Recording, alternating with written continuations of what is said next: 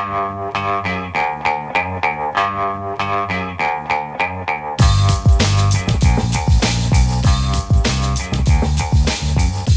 Lehrer on WNYC. So I had the extreme pleasure yesterday of seeing the one-man show at Lincoln Center by New Yorker magazine writer Adam Gopnik. It was just called Adam Gopnik's New York. It was largely autobiographical. I'd call it observations about life in general through observations about his life in particular. And I learned some things I didn't know along the way about some giants in literary and artistic and intellectual history. Adam once wrote an article called Proust and the Sex Rats. I'll let him explain. Another one, Picasso gave his famous painting Guernica to the Museum of Modern Art here in New York in 1939, declaring that it could not be returned to Spain until Spain returned to being a democracy after the Franco era. MoMA did return the painting in 1981. I wonder if any artists here might take a cue and loan out their works abroad for a while.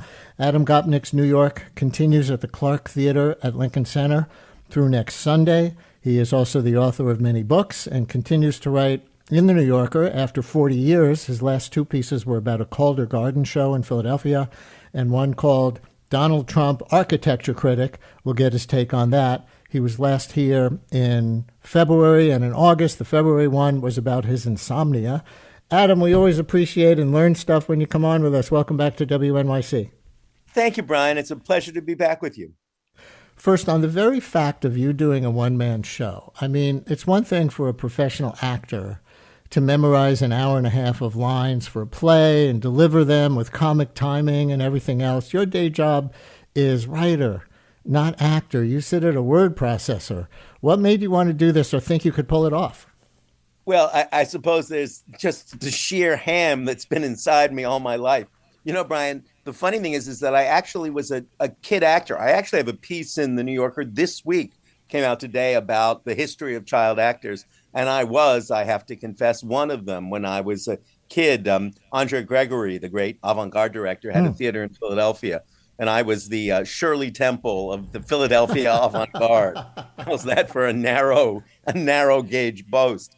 But I love performing. You know, there's a direct relationship, I think, between the kind of thing I like to write, the personal essay about how your consciousness got changed by some experience, and the act of telling it. You know, one of my heroes, Bud Trillin, wrote many of the same kinds of things and also did a similar kind of show. So it seems to suit a particular kind of writer anyway. In the mold of Calvin Trillin, a good mold to be in. One thing I learned about you yesterday was that even though you started out as an art critic and were very successful at it, and I mentioned your Calder piece, you're still writing about art, yes, you got more interested in writing about family life. And as your readers know, you've done a lot of that. Can you talk about how that evolved for you? Because some people might think it's mundane to write about your kids when you know so much about the creative and intellectual giants and, you know, the big think realities of history and today. Well, you know, I still try to write about those things. I wrote about Calder a couple of weeks ago. I wrote a long essay about Pissarro, the great French painter, not long ago. And those things still hold my attention very much. But, you know, as I wrote someplace, the world is made of rooms. Our actual experience takes place in one or two rooms with 4 or 5 people we're intimate with. And, you know, one of the real jobs of writing is to make private life public. I always say, you know, journalism, which I am proud to practice, is written from the outside in, and real writing from the inside out. And when you're writing from the inside out, inevitably, you're writing about the people closest to you, the experiences you know most intimately, the spaces you inhabit. And that's what I try and do in my writing.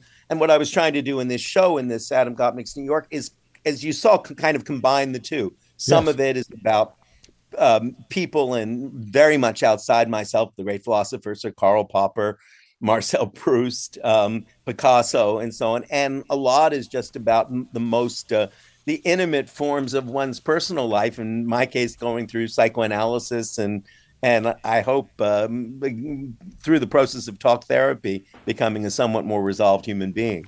I actually did not know that fact about Picasso's Guernica until I heard you mention it in the show yesterday. I guess that's well known to a lot of people, but I didn't know it. Do you know any more about that? Like how much Picasso was a dissident against the Franco regime, or if he He was a expressed it in his passionate art? Go ahead. he was a passionate dissident against the Franco regime.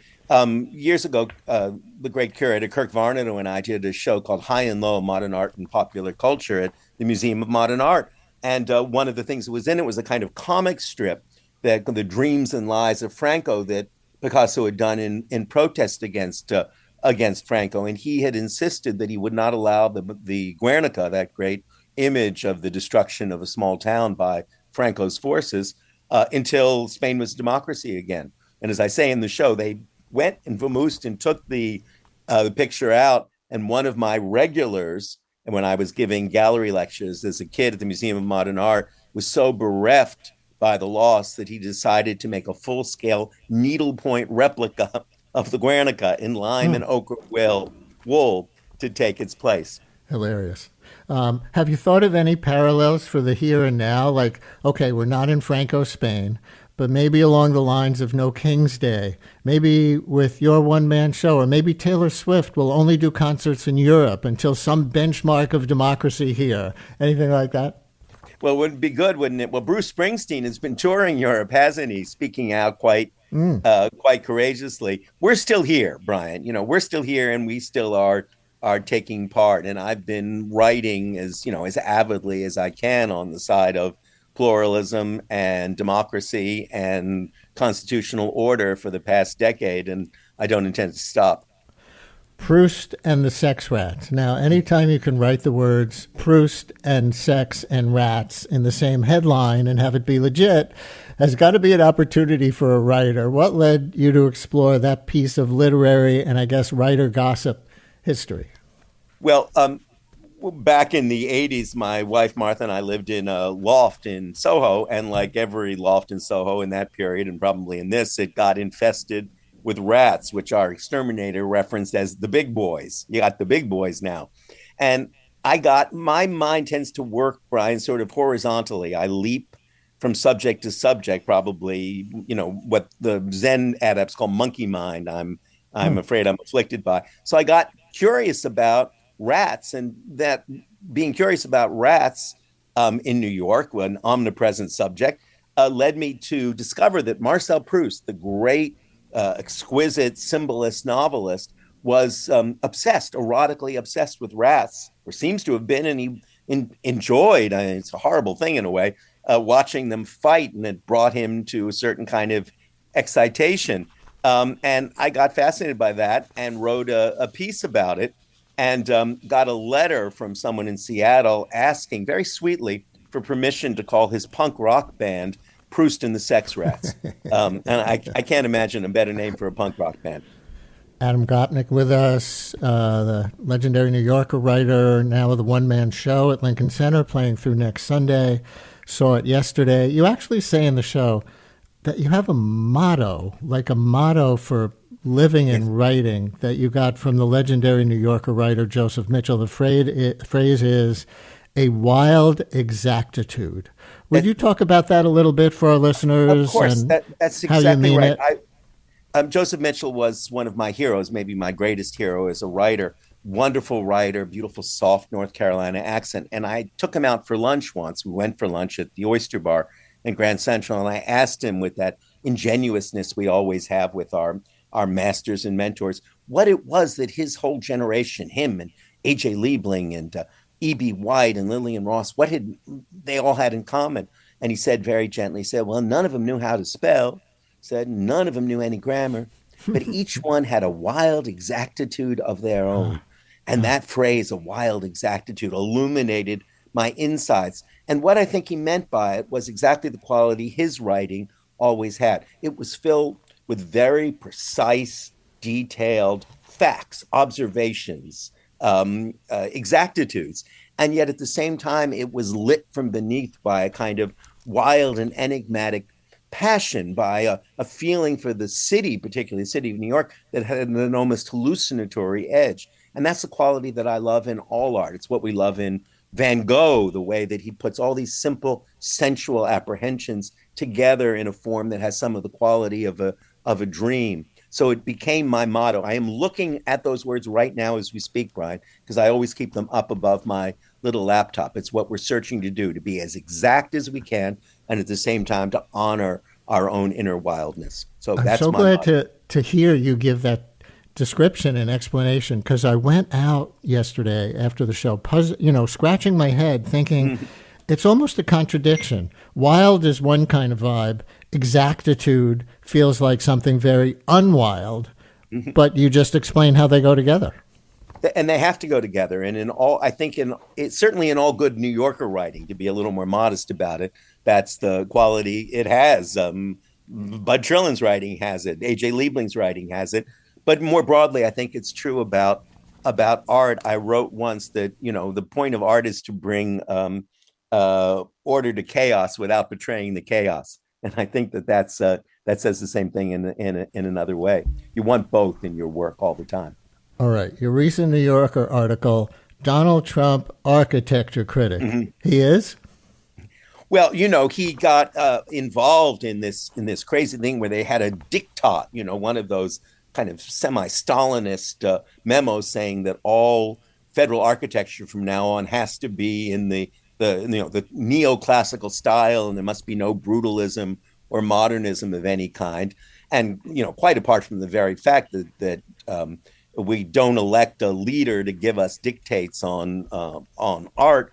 I thought it was extraordinarily, not surprisingly, ignorant about the history of American public architecture. Because one of the things that makes American public architecture so interesting is that it doesn't conform to a simple official style. The Washington Monument, which is maybe our most immediately identifiable thing, that's a form of American minimalism, and it was criticized when it was created in the 19th century for being far too simple. Didn't have a big statue of Washington on it, and yet what a powerful monument it is. Same thing's true about the Vietnam Memorial. When it was built, you remember, Brian, everybody attacked it because it was so simple, just lists of names. We should have statues of soldiers, and yet it's the single most emotive and powerful of all memorials that we have. So I wanted to register that my own dissent from it. Brian, a lot of people say that all the kind of little stuff that Trump does is less important than the big stuff. And of course, in one way, that's true. But I think that the daily degradation of democratic decorum is a big deal, too. And I wanted to protest it. Last question.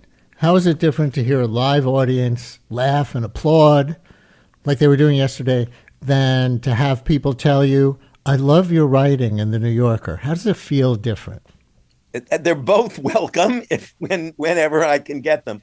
The difference is, I think, is that when I'm writing on the page, in a weird way, it's more intimate than when I'm speaking on stage, because I'm sort of whispering in your ear. But when I'm performing on stage, I'm engaged with the audience. It's not just at the end, the applause, the welcome is the least of it. It's the look in people's eyes. It's the feeling of the air pressure rising and falling in the room. It's the walking the tightrope of people's reactions. You can feel when they're disappointed or when they're delighted. And that engagement with an audience is something that someone who does indeed spend the majority of his day bent over a laptop, that's something that's deeply heartening and welcome. And if I may say, is one of the things that we come to New York to experience, that immediate engagement with other people. That's what Central Park is about. That's what New York is about. Well, congratulations on the one-man show at the Clark Theater at Lincoln Center, getting a second run. I know you had a first run in May. Thoroughly enjoyed it yesterday, and I know it runs through next Sunday, the 26th, correct? That's right. And we're doing matinees and evening performances on Saturday and Sunday. So I love doing a matinee. It's no more beautiful words in English than Sunday matinee. Adam Gopnik, usually a New Yorker writer, now on stage at Lincoln Center. Thanks for joining us. Appreciate it. Thank you, Brian, so much. Brian Lehrer on WNYC. More to come.